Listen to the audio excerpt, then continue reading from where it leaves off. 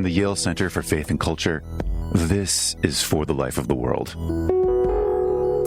a podcast about seeking and living a life worthy of our humanity.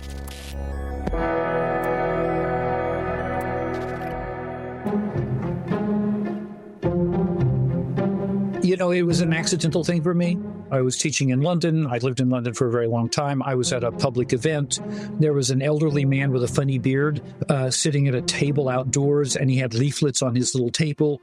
And the leaflet said, "There are millions of slaves in the world today." This is Kevin Bales. He's a co-founder of Free the Slaves, an organization seeking to end modern-day slavery. And this was about 1994, 95, something like that. I looked at that and I thought, look, that can't be true because I don't know that. And this is hubris. I want to admit my hubris. I'm a professor. I should know that, right? But I picked up the leaflet and there were 3 little stories inside about 3 different types of enslavement. And I walked away thinking, I don't know, 3 stories and there's millions in the world and all this kind of thing. But it put a hook in me like a fish and pulled me. And the more I thought, the more I looked. And then I called a friend in Geneva who was working at the United Nations. I said, do you guys have anything like data coming in about situations of slavery around the world? He said, oh, yeah, constantly. I have like 30 filing cabinets full of stuff, but nobody looks at it.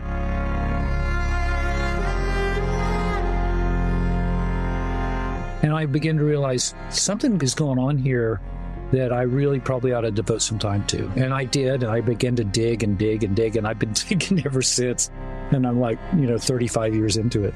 In 1999, Kevin wrote a book called Disposable People: New Slavery in the Global Economy. In it, he took a journalistic approach to cover contemporary conditions of enslavement in Mauritania, Brazil, Thailand, Pakistan, India, amounting to a new expose of a reality that not many Western people were aware of, and perhaps were not prepared to admit, let alone address. Well, Disposable People was basically put together around 5 questions, which were about how do you come out of freedom? How do you end up enslaved? What kind of work do you do? Are you bought and sold? This sort of thing. And I went to 5 different places around the world and looked at 5 different types of enslavement. But I did it undercover and up close and tried to write the human stories out of it because I thought stats isn't going to do it. I need to actually show people things that kind of break their hearts the way it did to me when I was in the field. And that's what I was hoping to do. Some figures. Data collected by Free the Slaves suggests that more than 49 million people are currently enslaved. Right now, working today, for no wages, in unregulated conditions, and often out of sight, hidden from the public conscience. Around 55% are enslaved to forced labor, and 12% of those are children. 44% live in forced marriages. Around 13% are involved in commercialized sex slavery. In their work to date, they report having freed more than 10,000 people over the last 25 years. When I tried to talk about it from bits of information before I wrote the book, people would say, yeah, but that can't happen to me. It was all a little too easy to say. But when I was able to go out and come back with some of the real realities, some of the things that I saw and did actually messed me up a bit. It was that kind of strength and almost terror. But it wasn't at least hard in that there was still a group in London called Anti-Slavery International, which had been founded all the way back in 1783 with a completely different name. It was the original human rights group in world history, and with a bunch of Quakers in it, but also a lot of other people in it, a lot of Anglicans and all that.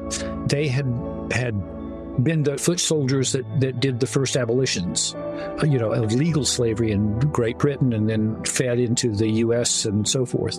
And so that group called Free the Slaves was actually just me and several other people from Britain bringing Anti-Slavery International into Washington, D.C. Joining Kevin in this episode is Michael Rota, professor of philosophy at the University of St. Thomas.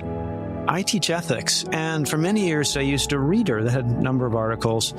One of them was a little piece by Kevin, which included little excerpts, I think, from Disposable People.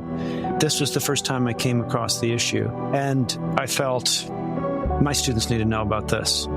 How can I help with this problem? This is terrible. Like, there are a few things worse than some of the stuff that you read about in Kevin's work. Together, they recently published a unique book that integrates philosophical rigor, journalistic historical synthesis, and a spirit of compassion and practical ethics in hopes of contributing to the kind of learning that might lead to the end of modern slavery. The book is Friends of God, Slaves of Men: Religion and Slavery, Past and Present. So I started just talking with students about it and, donating to free the slaves a little bit, according to my means. But I felt like I should be doing more. And so I actually reached out to Kevin. I had a few ideas. We talked and realized, well, there's excellent anti-slavery work going on in many different areas. People working on supply chains, people working on legal stuff. But maybe what Kevin and I could do together was something focused on religion, because on the one hand, in certain ways, certain religious beliefs actually perpetuate slavery today. We should know that. We should know about that. On the other hand, the first successful abolitionist movements in the 18th and 19th centuries, a core driver of those movements were Christian beliefs, Christian groups, Christian people working together, motivated by their faith. And what Kevin and I think is that we need more of that today. So there are many religiously oriented anti-slavery groups, but there are many more religious people who we feel like they could get in on this. And this problem has not gone away. We want to see more of what we saw in history before. We want to see more of today. So we want to tell that story. Together in this episode, we discuss the reality of modern-day slavery, the interplay of power and conscience in the religious aspects of slavery as an institution, the psychology of slaveholding, the extent of complicity or resistance by non-slaveholders, the history of Quaker abolitionism, and what meaningful action to end slavery might look like today. If you're interested in contributing to this work, you can visit freetheslaves.net to make a donation that will support on-the-ground work, education, advocacy and policy change, and strategic movement building that will impact local communities where slavery is practiced. Thanks for listening today. Kevin, Mike, thank you so much for joining me on For the Life of the World. It's great to be here. Thanks for having us, Evan. There's an interesting interplay between each of your work. Mike, you're a philosopher. Kevin, a scholar of slavery, but more than a scholar, an activist as well. And some years ago, you wrote an important text in the anti-slavery movement. And this intersection, in its theological context, provides an important contribution to contemporary discussions of slavery. You begin the book, Friends of God, Slaves of Men. I was marked by the historical element here. And you, of course, I think rightly claim that slavery and religion are linked from the beginnings of human culture. But it's a particular moment during the exploration of the so-called New World, where Spain sent out a variety of these explorers. And in that effort to colonize and in that effort to expand and explore, the new question of how to interact, how to relate to these new peoples emerges. So we need a little context, which is that slavery had in many ways waned, not quite disappeared, but waned in Northern Europe in the late Middle Ages. But it was alive and well in so many other parts of the world, including on the borders of Europe, where the Muslim countries and the Christian European countries, there was between 15 and 1800, there was something like 1 million Muslim slaves captured by Christian raiders and 2 million Christian slaves captured by Muslim raiders. So the Europeans could easily see themselves as being involved in a conflict with others, right? And slave taking was part of that. So then when the Portuguese in the 1400s, the 15th century, started exploring down the African coast, and they started enslaving people. Christopher Columbus was himself, I think, from Genoa, which was a center of slave trading. So when he goes to the New World, he's looking for gold, among other things. And he's not finding as much as he hoped. And his thought pretty quickly turns to slaves. And he writes back to Isabella and Ferdinand and says, hey, many slaves as you want. I'll bring some back for you. You're going to love it, kind of a thing. Wow. And he actually, in his first landfall, He got to know the natives. He talked with them. Then he grabbed 7 of them and put them on a ship and sailed off. 2 of them jumped ship and were able to get back. The other 5 ended up in Spain. So Columbus gets back from his first voyage, and he goes back for a second. And this time he sends 500 slaves back. But the queen is not sure she's into this. She's not sure this is licit. In her views, slavery can be okay. It's been accepted for centuries. The Christian view is that under the right conditions, it's allowed. But she's thinking these conditions don't quite look right. And the Spanish monarchy, after a few years, actually looks into this. They end up ordering those 500 slaves freed that Columbus brought back. And they later organize a debate. And it's between, this is many years later, this is De las Casas was a Spaniard who ended up in the New World as a colonist. He had what they called an encomendero or something. It was a farm area. Maybe they did some mining for gold entrusted to him. He had natives under his control. And he was at the same time a priest. But that wasn't his main thing. Like he was doing both, I guess. And at a certain point, some visiting Dominican priests refused him absolution. So they said, you cannot be involved in this. We're not accepting your confession. And he had this moral struggle. And he eventually realized this is totally wrong. What we are doing, we are destroying these people. And this is not what God wants us to be doing. He became an absolutely dynamic anti-slavery activist. Sepulveda was back in Spain, a Renaissance scholar, loves to read Aristotle, who accepted slavery. Probably pretty raw Spain. Look at all the gold we're making. This is good. This is good stuff. We are the natural. They're less than us. We should enslave them. That's the way the world should be. So Sepulveda and Las Casas at one point have this debate. It lasts several days. The sad part of the story, you got to give some credit to Spain. They banned some of Sepulveda's books, and they tried to make things a little better, but they didn't really get it done. And I could go on, but they tried to make things better here and there. But at certain points, most of the conquistadors in Spain, they didn't care about these moral strictures. At one point, the King Charles of Spain was trying to tell one of his the people running Peru, I think, to tamp down on the slavery. And the colonists killed the king's viceroy. Spain didn't have full control. It was like another planet, the New World. It was so far away. What I'm hearing you narrate as a sort of struggle, a kind of moral struggle of conscience happening in Spain. But I would wonder and suspect that happens in a variety of slavers, where there is some kind of awareness at a level of moral conscience that it's in fact wrong, but the taste of power as so intoxicating, trying to enter into the dark psychology of the slaver is, I think, an important thing to at least appreciate in the effort to eliminate slavery. Well, I would like to have you each comment on power quite a bit, because that is the religious connection to power that I find a compelling element here that's happening. Let me jump over to India for a moment and into the present and point out that for many, many years now, I've been working with an NGO, and I've been part of an NGO that sends people into villages in Uttar Pradesh, which are all in slavery. Virtually everyone in the village is enslaved in hereditary slavery, a kind of debt bondage slavery, often in agriculture, sometimes in mining. And the person who controls all this, the person who owns the village, will be a Brahmin family who have over time accumulated not just lower caste people, but people who are below the lower caste, right? So they're lower than the caste system itself. They're often ethnicities that have migrated from the mountains or whatever. And now they've been living in that type of hereditary slavery for generations.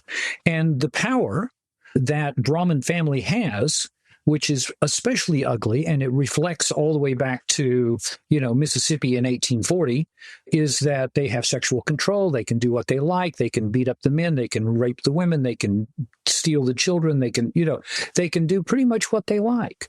And breaking that system is actually we now have a very successful mechanism to do that, but it takes about 3 years to go through the process to where that ends. But where I'm going with that is just to point out what you're pointing out, which is men who achieve situations of hierarchical power, whether they're Spanish viscounts or whatever, or they're Brahmin landowners in India today, that's part of that whole sexual dynamic as well that has to do with masculinity. And you go on and on across the different parts of that. Yeah. You said that there was a 3-year process. Yes, we've done it so often now that we've got, over 100 of these villages have come to freedom and like that. It's very simple. A teacher and a teacher's helper is sent into the village. Now, what the people in the village don't know is that the teachers and the teacher's helper are not just teachers. They're actually people who had grown up in a village in slavery, in a hereditary slavery, and they'd come through with the help of others out, and then they've gone off to university and they've had the training, but they know how to go back in and to teach. And the first thing they set up is a lunch program. So all the kids get to eat for free, a vast amount of food, which the slaveholder doesn't have to pay for. And so that's why he usually says it's okay. And then as they cook together, these women and the teachers and the women of the village who are brought in to do the cooking, they start a conversation. And the conversation usually lasts about 2 years because they've been born into hereditary slavery. But a 2-year conversation with the sisters and the powerful, and the teachers who they look up to. And they say something like a year and a half in, they'll say, we grew up in a village just like this one. And that's when the moms say, well, how did you get out? Wow. And then they begin to talk that process and how you organize the women to all say no on a particular day, when you've also arranged for honest police to show up that day and a lot of other things. So there's a group called Voices for Freedom based in California that does a lot of that. And there's a whole bunch of subunits of that. And we actually have one on this little tiny place where I live. We have a unit that also supports villages coming out like that. So it's not hard to find out how they do it if you know where to look on the web. Mike, one of the places my mind goes with this, it just shows where I'm personally coming from, is that sounds an awful lot like Plato's allegory of the cave, where a freed individual experiencing the goodness of that freedom. Now, for whatever other problems that we need to bracket for Plato and ancient Greek philosophy. Sure. That re-entrance into the cave is part of the process of the goodness of being free. Yeah. And I'm hearing that in this Voices of Freedom, conversations that lead to freedom. And it is related to power, because it seems like both in the allegory of the cave and in the case of these breaking up the generational slavery in these Indian communities, there's a reinvestment of power in the individual to inhabit their freedom. Yeah. So much of what's important in working to liberate modern slaves is what happens after they're liberated, and supporting them to find a life that they can sustain, because it's easy to get recaptured in some of these places. Oh, certainly. But about power and religion, I think it's human nature. G.K. Chesterton once quipped that original sin's the only doctrine of Christian theology that can actually be proved. The idea being that look at history, look at human beings, and how they, even when they say they're committed to higher ideals, what do they do? So there's this passage where the disciples are arguing about who's the greatest, and Jesus says, the greatest among you will be, it's often translated servant, but the Greek is just slave, will be a slave, and the greatest among you will be the slave of all. So Jesus tries to flip the dynamic a bit, and don't use power to help yourself. Use it to serve. Mm-hmm. Unfortunately, another thing I think Chesterton said was, looking at the history of Europe, he said, it's not that Christianity was tried and found wanting. It's that it was found to be difficult and not really tried. So in so many ways, what you see with the history of Christian reflection on slavery is, it's just taken so long to put the dots together. Love your neighbors yourself. Treat others as you would have them be treated. Pretty easy to go from there to realize, well, I really should not be enslaving these people. But it takes a long time. And part of it has to do, I think, with psychology. So you asked about the psychology of slave owners. Shall I speak to that a bit? Please do. All right. So distinguish between now, in which slavery is illegal, right? And almost everyone's going to at least give verbal assent to the idea that it's wrong. Compare that to a place a long time ago, so 3,000 years ago, when slavery is a fact of life, and while some people have moral qualms about it, almost everyone accepts it as morally permissible. It's going to be a lot easier to be a slaveholder in those circumstances without being a terrible person. And there's a whole area in psychology, it's a concept called motivated reasoning. So here, the idea is that the conclusions people reach aren't just shaped, this is just how human beings are. The conclusions we reach aren't just shaped by the objective evidence the world provides to us. They're shaped also by the internal desires and goals and motivations people have. Certainly. And abolitionists noticed this was part of what was going on. So there's an abolitionist named George Lawrence in the early 1800s who said, he looked at the southern states, he said, quote, "They're so biased by interest, they have become callous to the voice of reason and justice. Their economic interest, their social status was built on the system." Lincoln actually says at one point, and he's talking to the Northerners, if we were reversed, if we were the slaveholders and they weren't, probably our views would be reversed too. Like, have some humility here to the Northerners. So a little more on motivated reasoning. So psychologists who study this have identified some very specific biases that people have. One sometimes gets called the Lake-Wobegon effect, which is that we want to think well of ourselves. And this is why if you ask people, like 80% of people think they're above average drivers, like 90% of college professors think they're above average, that kind of thing with their work. So that's one thing to hold on to. Then there's cognitive dissonance research, which is that we want our beliefs to match our actions. And when they don't, we get uncomfortable. And if we have to change the belief because we want to hold on to the action, people do that a lot, right?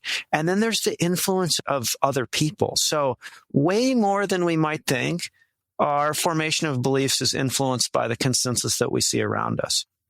So an early Quaker abolitionist, John Woolman, who I hope we get to talk more about later, he said at one point, "Customs generally approved and opinions received by youth from their superiors become like the natural produce of the soil, especially when they are suited to favorite inclinations." So Woolman, this great abolitionist, is recognizing that people have been raised thinking that this is okay, and it puts money in their pocket and makes them successful in the eyes of the world. It's going to be real hard for them to see otherwise. We could say more, but I'll leave it at that for now. Yeah, sure. Like the common human psychology that's exhibited through Lincoln's point about the tables being turned, if we're not on guard for our own inclinations and the elements of our own unconscious, whether it's sinfulness or a proclivity to violence or a proclivity to injustice or a desire for power or working against our own past trauma, passed down generations, it is human beings who are slaveholders, and they get to that point somehow. And I think that's an important aspect of both bringing ourselves to the question and the work with humility, but also by appeal to the common humanity that we share to the slaveholder. It's interesting that you put it just that way, because when I've met slaveholders, some of them are like I need to say, that's amazing thing to utter when you have met slaveholders. Well, that's true. Yeah, that's true. And often when I've met them, I've actually been slightly dishonest in that I was pretending to be someone I wasn't necessarily. For good reason. Right. So when I spoke with slaveholders, for example, who were running brick kilns in Pakistan, and they thought I was a reporter for The Economist who was looking into the brick industry, that kind of thing, and I would talk to them. But it very much reflects what you and Mike have both been talking about, in the sense that there are those people who, in a sense, inherit their slave property. And that still happens around the world, like the village I talked about a moment ago, but say the people in these brick kilns who they were owned by their dads and their granddads. And so it sort of flows in, and it's hard for them to shake it away, in the same way that, when I grew up down south and lived in Mississippi for a long time, there were old folks there who just had a hard time getting away from the fundamental notions that they used to be in charge of everything. And it was they didn't like it much now that uppity people could come and say straight things to them and like that. But then there are criminals, and in a sense, to me, in my life, working and meeting slaveholders, sometimes it's about that hereditary control. Sometimes it's about political control based on, very often, the hatred between ethnic groups. So I've met people in parts of Eastern Europe who say, well, but those people aren't like real people. They're like insects. So you can do what you like with them. They're like livestock. Or they're criminals, or there are these people who have hereditary and like that. All of those have to, in some ways, I feel, often require a different type of approach to first understand them. And then to second, maybe if you find a way, if possible, to pry them out of their position. Yeah. I want to highlight, when I bring up all these reasons from psychology to help us try to understand why so many people might have held slaves in the past, I don't mean to apologize for slavery. It's rather trying to understand the question, why did it take so long for us to see that this is wrong? Absolutely. And so, as for the current context, I like Kevin's point about we need different attitudes or approaches might be applicable in different situations. So much of modern slavery is just criminal activity. It's criminal groups using humans as inputs. Okay. And then maybe some of it's more, as Kevin's described, it's a little more nuanced. Either way, it's wrong. But what's the best way to oppose it might be a little different in those cases. Going back to John Woolman. So this is mid-1700s. The Quakers, really tight, internally cohesive religious group. They're kind of outsiders to the main culture. They're really close with each other. And they know there's tight relational networks. But the Quakers would travel around and visit. Quaker preachers would go from one area and preach in another area. So there's a lot of social connections. So Woolman's going around different parts of the U.S., including the South, where Quakers owned slaves. And he's talking to individual Quakers one by one. And he writes in his journal how I'm riding on the horseback to place, and I really do not want to bring this up with this guy. He doesn't use the word stress, but you could tell, exactly how we would feel, because we don't like to make people we're in relationship with angry, right? I'm going to broach this issue with the slaveholder. Mm-hmm. But what was amazing about Woolman was he met people where they are, but he was tough and he pushed them. And he just must have had a great balance, because the Quakers as a group end up being the first religious body, well, maybe a few minor historical exceptions, first major religious body in the 1700s to say, if you want to be a Quaker, you can't own a slave. So that approach of Woolman is one thing. But with modern criminal slavery, it's the approach that's going to look a lot different, at least in many cases. Does that sound right, Kevin? Yeah, it does. It does, absolutely. Yeah.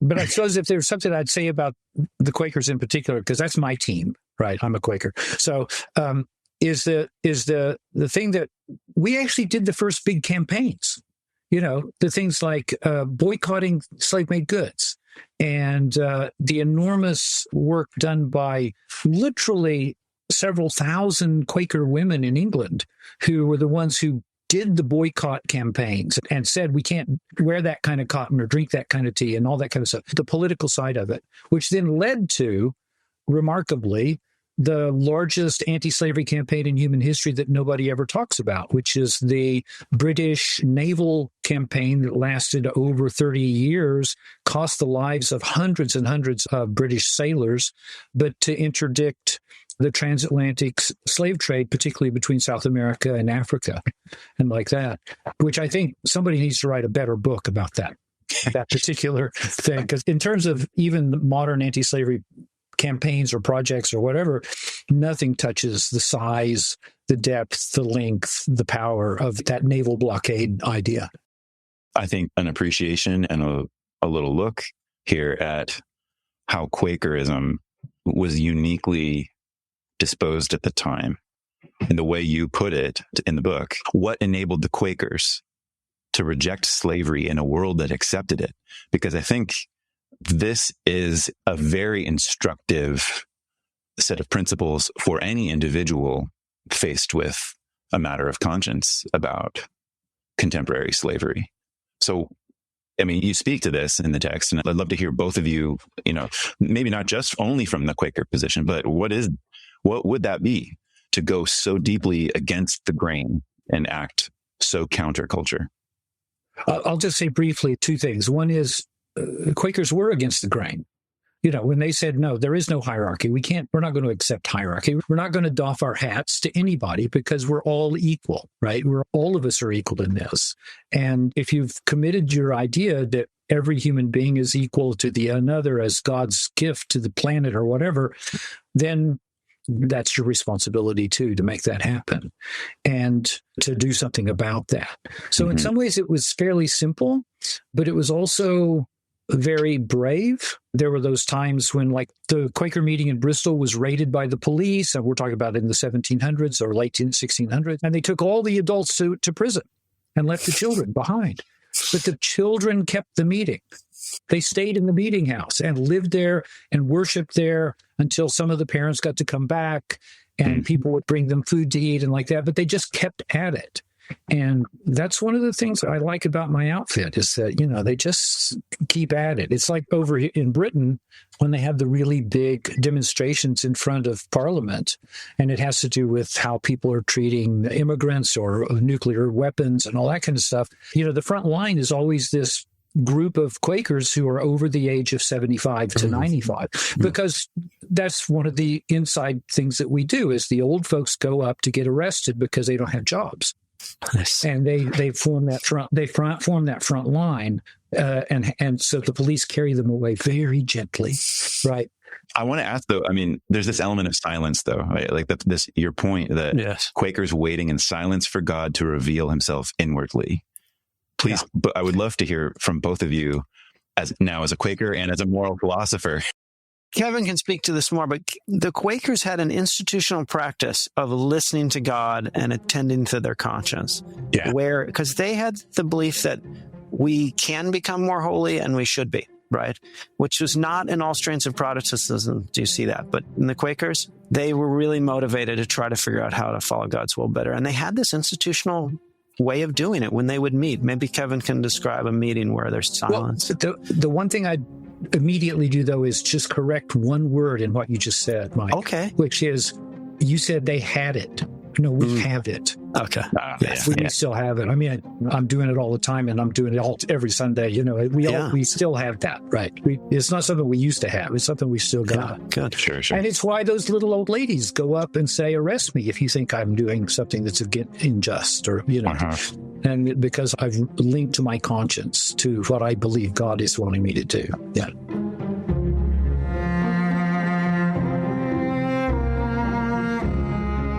Mike, you brought up the New Testament teaching, which uses language of slavery to describe both our relationship to God, Christ's relationship to humanity, and then our relationship to each other.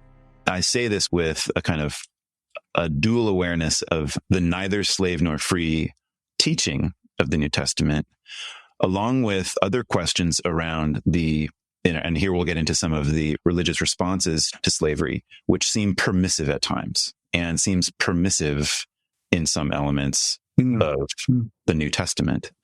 And so that's a fascinating moral and psychological headspace to be in, right? To willfully become the slave in a spiritual sense, and perhaps in a moral sense, a relational sense to the other. And yet, very importantly, fighting for the freedom of that individual who you are related to, and of course, one's own. I find it personally fascinating at a kind of spiritual level to try to understand what those relationships might be. I hear at least two sort of important things to talk about. One is how to understand Christian spiritual theology that talks about, being enslaved to Christ, or being, in certain other religious traditions, a slave of God. So that's one issue. And then the other issue is, what do we make of the long Christian history of permitting slavery? Yeah, those are the exact two things I'm trying to put together. Good. Well, let me speak to one and the other, and then maybe we can try to put them together. So about the first one, to speak about God requires analogies. So one of the Psalms says, mighty is your arm, O Lord, and strong is your hand. But wait a second. God in his divine nature doesn't have an arm or a hand. What are we doing? We're using an analogy. All analogies are apt in some aspects and not in others. So in the New Testament, the relationship between God and human beings is described as, well, the love between a husband and his new bride, or between a father and his children. But wait a second, I don't want to marry my own father. What's going on here? Well, that's a silly question. It's obvious to see this is an analogy, and the part of it is about this great abiding love. Similarly, I think the analogy with being a slave of God or enslavement to Christ, or slaves of one another, is about service in God's case, total devotion, maybe also recognizing authority. So I think when the New Testament authors talk about slavery, they're using concepts that their audience will understand. And the picture of a slave as being totally devoted, that is the proper approach to God. We should have total devotion to God. That's how I view that, recognizing that they may make us uncomfortable, but remembering these are historical texts written long ago. Let's look for the core in the analogy that's true. What do you think about that so far? Yeah, that's very helpful. Yeah, okay. So that's one way to look at this. And then as for the permission, so for most of Christian history, Christians suppose that slavery is morally permissible under certain conditions. And some of the texts they point to are slaves obey your masters, and that God allows the Jews to enslave non-Jews in the Old Testament. He explicitly permits it in Deuteronomy, including war captives buying from other nations. So they're thinking, yeah, I guess this is fine. There are a few contrary voices. Let's start with the Essenes in 200 BC to 100 AD. There's this group basically of Jews that says wait a second, we should not have slaves. And they're actually against all sorts of greed, and they see the desire for slavery as a manifestation of that. And so they don't have slaves, they serve one another, they think it's against the law of nature, and it's, quote, ungodly to hold slaves. Gregory of Nyssa may have read those folks, maybe not, but he's writing, 400s, and he really comes down hard and says, human beings, why would you think you have the right to control other human beings like animals? These people are made in the image of God. You don't have that right. God made them free. You need to respect that. But almost nobody listens to him. So most of the Christian theologians who are talking about slavery are talking about have fewer slaves, be nicer to them. To me, as a Christian today, it's an interesting question. Do the New Testament texts entail that slavery is permissible? Because then it looks like they entail something false. As a philosopher, that's the sort of question my mind goes to. And I actually think, and we argue in the book, that it's not obvious that the New Testament implies that slavery is morally permissible. What Paul says is, slaves, obey your masters. Jesus says, if someone strikes you in the face, turn the other cheek. Does that mean Jesus is implying that battery is morally permissible? Well, no. It's one thing to say, if you're in this situation, this bad situation, here's what you should do. And that's different from saying, it's just fine that you're in that situation. That's an okay situation. So not okay for the person to strike me in the face, but I should respond in this nonviolent way. Similarly, it's one way to interpret those New Testament texts is to think, okay, that was the advice at the time. Maybe it was good prudential advice at the time, but doesn't mean that the slavery was okay. So that's one argument we make. Yeah, certainly. Kevin, you suggested an exploration of a more contemporary example of slavery in the ISIS treatment of Yazidi women in a form of sexual slavery and using faith, exploiting faith to justify enslavement. Yes, and that's wonderfully complex, and yet it's such a tight, small story on one level because it occurred over a short period of time with a particular group of ISIS and so forth. There were 2 or 3 parts to this that I found fascinating, even though it's horrific. It's fascinating to me. One had to do with the way that ISIS felt very strongly in a spiritual, religious way that they had to find their way to a clear theological okay to what they were going to do with the Yazidi people. So when they began to move into that part of northern Iraq, they were saying, now, wait a minute, this group here, they're not like these other Muslim groups around us or like us, Muslim groups. So they actually, basically set up a group of religious specialists and leaders and so forth to go through a procedure of who are these people? Are they people of the book? Are they in any way fallen Muslims? Are they this, that, or the other? But what basically they ended up with by deciding was that, well, no, they don't actually. Their faith tradition is so old, it predates Islam, it predates Christianity, or seems to. I mean, one of the things that turned out to be a real death sentence for Yazidi people was that they have something like a trinity, but the trinity is made up of 2 known Yazidi men who were very spiritual men. But then above them in this trinity is the peacock angel. And the peacock angel is like God's emissary that actually runs the universe because God is so aloof. But the peacock angel can read everyone's minds and can see the future. It can help you to deal with things and so forth as part of that faith tradition. And it was that point that, in a sense, the harsh and radical Islamic approach of ISIS was, oh, these are devil worshippers. Yeah, right. There's a heresy in it. Yeah, there's a heresy that, a peacock angel, that's a witch. So they should be exterminated. Right. And that was what then led to not just, the immediate killing of all older men and women, but also, the separating out of children, the forced impregnation of women so that you could turn them into bearers of Islamic babies as opposed to Yazidi babies and so forth. And it led to that horrific genocidal approach because it was, beyond just an assault. It was a genocide. They said for religious reasons, we just need to eradicate this entire outfit. And then there were also these strange, very modern touches, like the fact that they would sell young women in online auctions all around the Middle East. And that particular subpopulation of the Yazidi population are now lost because they were literally spread around in ways where they were never able to find where most of them went.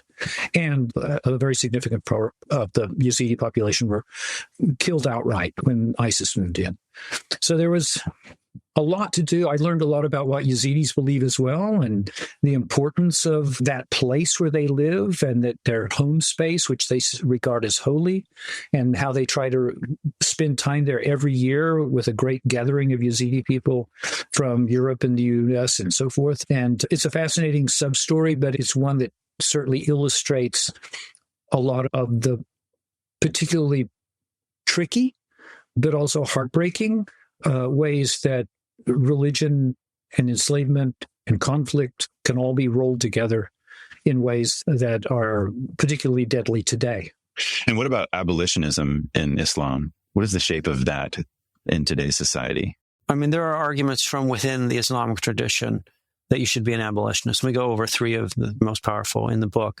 I haven't done a study, but I'd be confident that the vast majority of Muslims that you surveyed would agree that slavery is wrong. Times have changed. It was harder for the Muslims, theologians, to come to this conclusion than with some other faiths. And that might be because Muhammad himself had slaves, and there's more sort of explicit permissions in the Quran, it looks like, and from early Muslim teaching. Like, it was just an early teaching in Islam from the early leaders that if the Muslims were attacking another group, they could, if they wanted to, kill the men, or they could enslave them, or they could let them go if they wanted. They could take them for ransom. So there's this stuff in the historical tradition which made it difficult, in some ways harder, for Muslim theologians in like the early 1900s to come to an abolitionist position.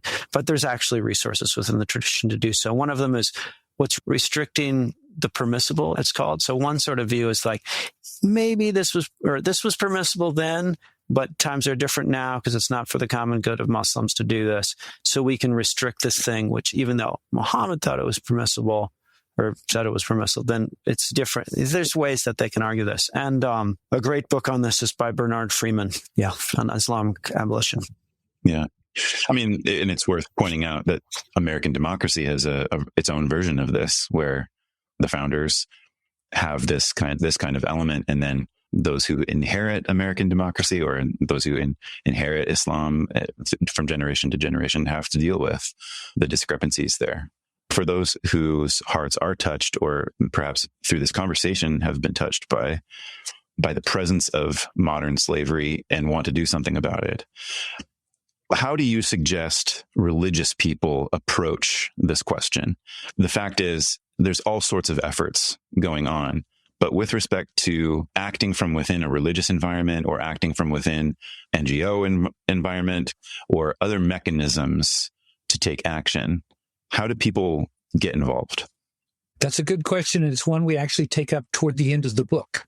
And we list different religious groups that might have established programs or ideas and like that. So there's Jewish groups that meet and often devote parts of the time of Passover to saying thank you for not being slaves in Egypt, in a sense, as part of the whole Passover ritual and like that. And they link that to within Judaic practice, organizations did try to address it. But that's a very interesting question, because there's all of these different subunits of religious responses, from real Bible bashing, fundamentalists on one hand, who will still say, yes, but, the devil's doing this, so we need to do something about that, to people on the far end from that, which I'll say could well be Quakers, who say, oh, this is meat to us. We know all about this, but we will continue to keep working on this, which I have to say there's still a lot of people who are still on the boards of directors of anti-slavery groups from my particular team, but that's just that side of it. And of course, as we talk about in the book, the largest number of people who are doing anti-slavery work on the planet are Catholic religious sisters. I would add in, so let's say a listener to this podcast was thinking about this issue. I would give two next steps. Oh, good. One is to inform yourself. And honestly, if you're a reader, just get a copy of Disposable People and read it. That was really the book that moved me the most. If you're less inclined for that approach, get on the internet and look at the Free the Slaves website. Look at the Voices for Freedom website, some of the pictures and videos they have. Look at the International Justice Mission website. There's an organization of Catholic religious sisters called Talitha Cum, which is Cum. So there's plenty on the net that's with reputable sources. So to inform and then to act, the easiest way to act is donations, right? But I think action is sustained in community.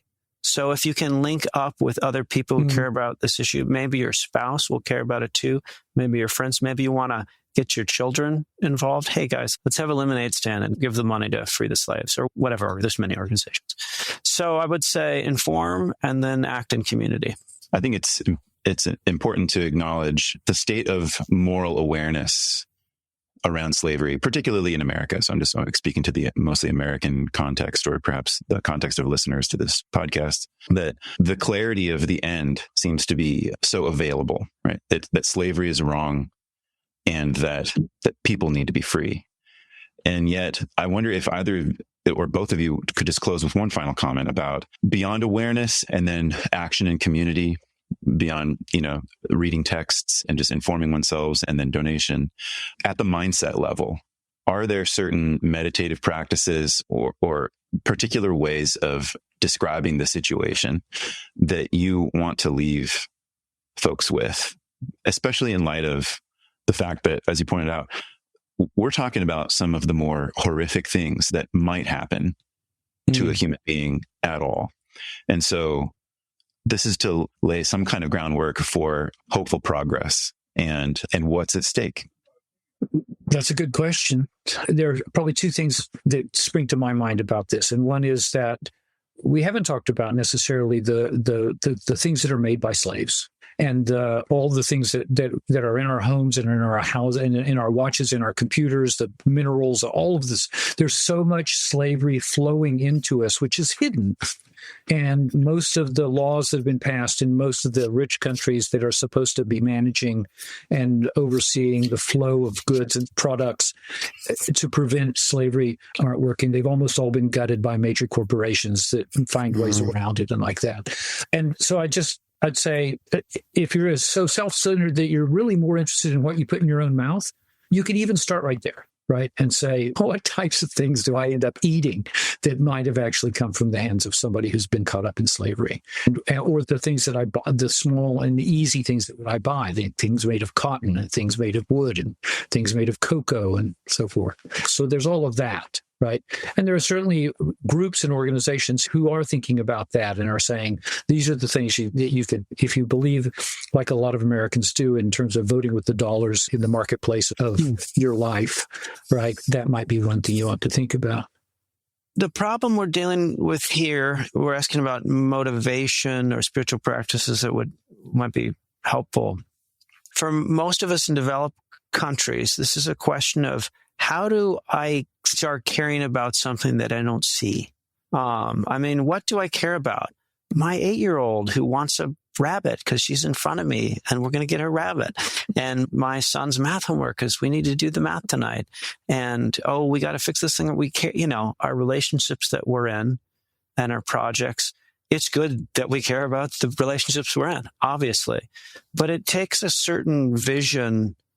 I mean, certainly in the Christian religious tradition, it's not okay to only focus on those right here who we're with and the material goals we have, right? So a shift in awareness from thinking about, what I need to do is save up for retirement and get ready for that sweet vacation this summer. And yeah, we should buy, this and that for the kids.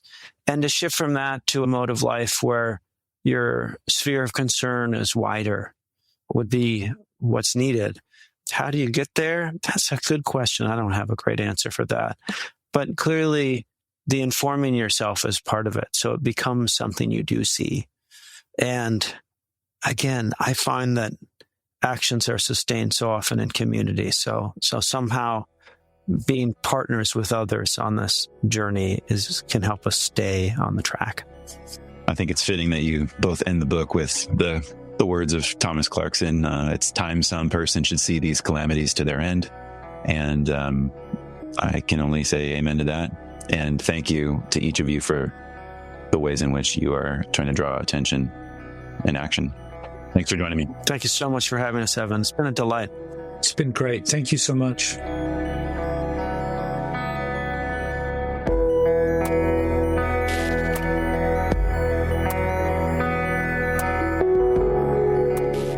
For the Life of the World is a production of the Yale Center for Faith and Culture at Yale Divinity School. This episode featured Kevin Bales and Michael Rota. To contribute to ending modern-day slavery today, visit freetheslaves.net. Production assistance by Noah Sentil. I'm Evan Rosa, and I edit and produce the show. For more information, visit us online at faith.yale.edu and lifeworthliving.yale.edu, where you can find past episodes, articles, books, videos, and other educational resources to help people envision and pursue lives worthy of our shared humanity. If you're new to the show, remember to hit subscribe in your favorite podcast app so you don't miss the next episode. And if you've been listening for a while, consider this request. Either share one of your favorite episodes, maybe this one, in your next conversation with your family and friends. Or you can make a donation to our work and help bring future episodes of the podcast to new listeners. To become a supporter, visit faith.yale.edu/give. As always, thanks for listening, friends. We'll be back with more soon.